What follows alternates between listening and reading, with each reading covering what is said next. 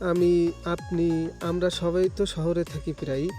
তো সেই পুরনো দিন গ্রামের সৌন্দর্যগুলো যদি একবার দেখা যেত নিশ্চয়ই খুব ভালো হতো। তো চলুন দেখে আসি গ্রামের সেই সৌন্দর্য। চলুন প্রথমেই যাব ধান খেতে। এই যে আমরা চলে এসেছি ধান খেতে, এবার চলে যাচ্ছি কলা খেতে। এই যে আমরা সেই ছোট্টবেলায় যে মাছ ধরতাম নদীতে, গামছা পেতে মাছ ধরা, সেই সৌন্দর্যটা।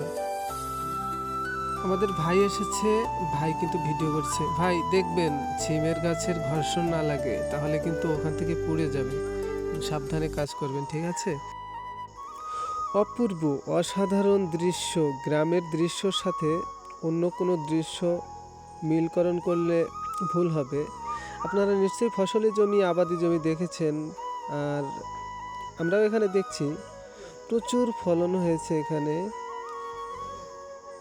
এমন ফলন হলে বাংলাদেশে দুর্ভিক্ষ থাকবে না। সত্যি মনোমুগ্ধকর পরিবেশ।